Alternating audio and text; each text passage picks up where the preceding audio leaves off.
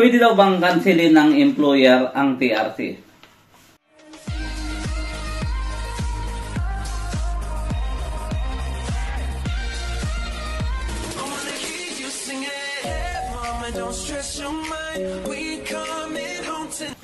Hi guys, isang mapagpalang araw po para sa mga OFW yung kagaya ko na patuloy na lumalaban para sa kanilang pamilya.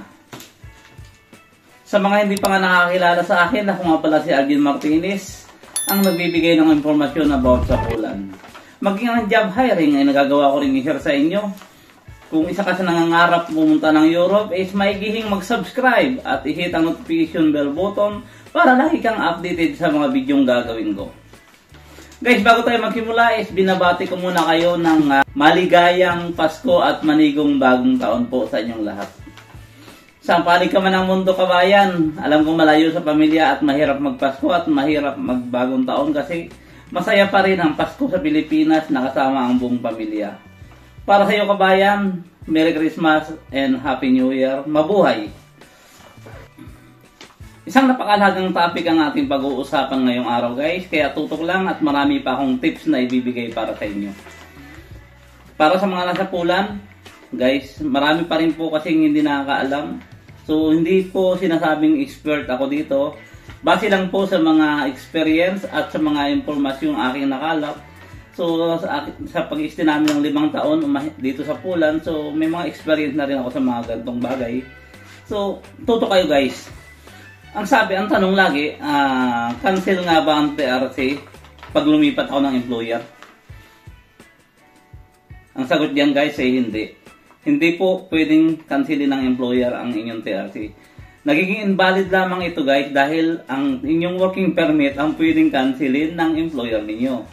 Once na ang working permit nyo ay kinancel ng inyong employer, kasi dito ang inyong working permit, yan ang nagbibigay, sa madaling salita, explanation, yan ang nagbibigay buhay sa inyong TRC.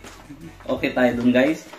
So once na mag-report na employer nyo na wala na kayo doon sa inyong sa kanya na yung employer nag-report na doon sa office ng government kung saan in-apply yung inyong yung inyong working permit, is ito namang government sector na to ay magre-report doon sa void ship office na wala na, kinancel na ng employer nyo ang inyong working permit. So hindi siya na-cancel yung inyong TRC.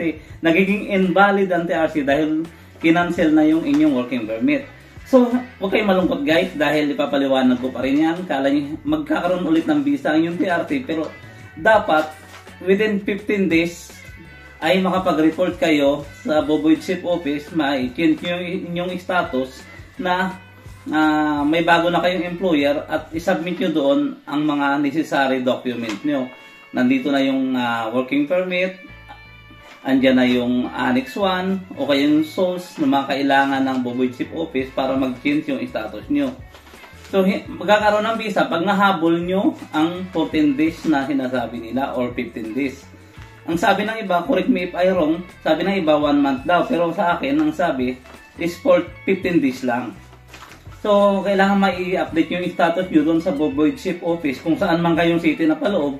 For example, sa akin, sa Poznan, so, doon ko i-update yung aking new employer na ako, na may bago akong new employer. So, pag nahabol ko yon within 15 days na isubmit ko lahat ng kailangan ko, hindi magkakaroon na ulit ng visa ang ating TRC. So, pag hindi ko nahabol yon, ang nangyayari, guys, ang sabi ng mga attorney, na katulad ng nakaraan, hindi ko nahabol yung una kong TRC. So, siguro mga 3 months ko yun bago na i-apply ulit. Kasi nga, hindi ka binigyan ng release ng aming agency dahil naggaling kami sa agency to hotel, to direct. So, hindi ko siya nahabol kasi hindi namin alam yung tamang proseso. Kala namin, enough na yung sinabit namin. Siguro mga 2 months mahigit o 3. Hindi namin na-isabit ng tama. Hindi pa sana expire yung TRC ko nun, guys. Pero ang sabi ng, ng lawyer, pinalawyer ko na kasi, so, hindi na to po pwede kasi mahigit na month ang ginawa sa amin, kaya new TRC application kami. So, guys, inuulit ko, hindi po pwedeng cancelin ng employer. Nawawalan lang po ito ng visa dahil yung ating working permit ay kinancel na ng employer natin. Okay, sana naintindihan nyo, guys. So, dako naman tayo sa pangalawang tanong niya. Mayroon na raw siyang TRC, pwede daw ba siyang lumipat ng employer? So parang nasagot ko na rin ang inyong tanong una. Pwede kang lumipat guys, pero dapat yun nga, mag-update ka doon sa ang city ka lilipat, doon sa kung saan mo nakuha yung iyong TRC na nag-grant sa'yo ng TRC. For example, sa Poznan ulit, in-example ko lagi yung city ko eh. No, kung saan mo nakuha yung TRC ngayon, so i-update mo na umalis ka na sa employer mo at lumipat ka na ng ibang employer. So, yun lang. Pero kailangan mo yung mga document na sinabi ko nung kanina, yung mga work contract at saka mga Annex 1 na nila na galing sa employer mo rin. Ito pa, may isang katanungan nga pala guys. Pwede bang mag-start early ng processing ng TRC kahit wala pa akong mga documents ng katulad ng working permit at working ng contract? Guys, pwede po kayong mag-start ng processing.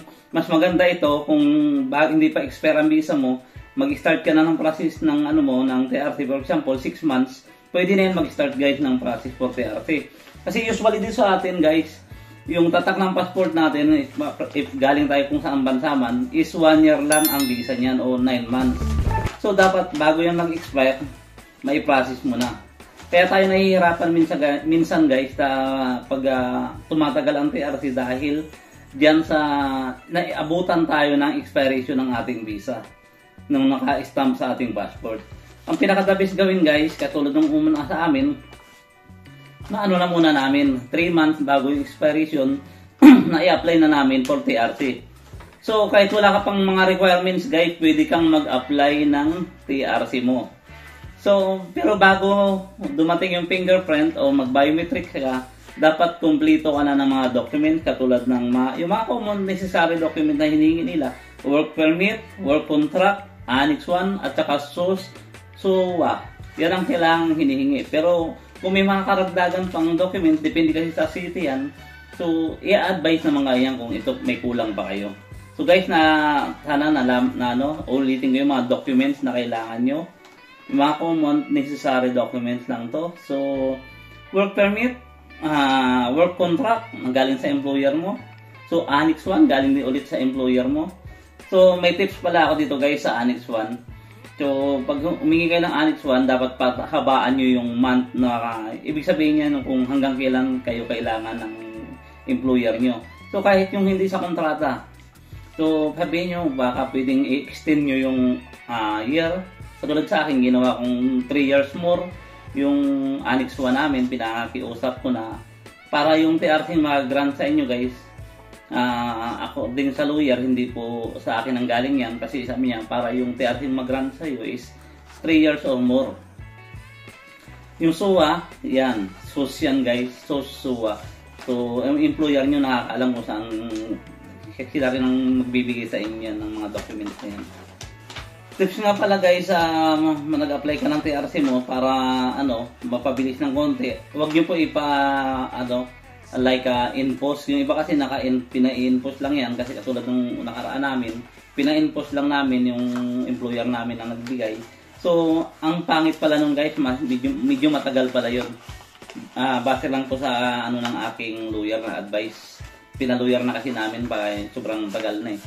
So, ang sabi ng lawyer, kung gusto nyo mapadali at gusto nyo mag-DIY, so personally nyong ihati doon sa Buboy Chief Office yung inyong application.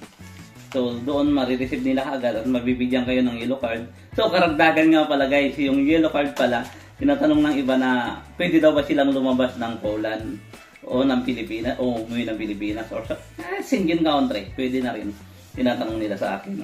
Guys, sinuulit ko, yung yellow card is hindi po yan valid para makapag-travel. Is katibayan lamang yan ho na para na-receive na ng Buboy Chief Office or na-i-process na ang inyong mga documents like TRC. Hindi po yan valid talaga na makapag-travel. Katibayan lang na para na-receive na nila yung inyong mga application. So, usually yan parang lang yan, basura lang yan. Papel na dilaw lang yan guys. Hindi ang ganun kahalaga. Yun, sana guys naintindihan nyo. So, ito nga pala si Arjen Martinez ang nagsasabi ng if you want to be a successful, living a simple life is the key.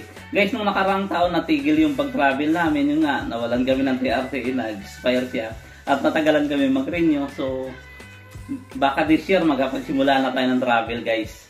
So, may iikot ko na naman kayo sa ibang part ng Shingen. So, nakailang Shingen na kami. May 28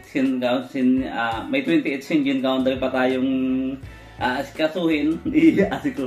Lilibutin, guys, sasamantalahin natin ang pagkakataon na nasa Europe tayo kasi hindi natin yan magagawa. Kawayan mo sa ibang country tayo, guys. So, ang plano ko nga, guys, tingin nyo maganda, no? Mag-travel tayo by car or by camper van.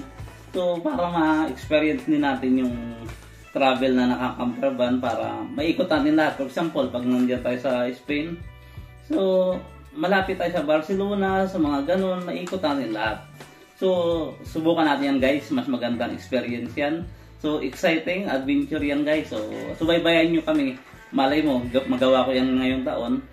So, kayo ang unang makakaalam na nagsisimula na tayong world tour sa Europe.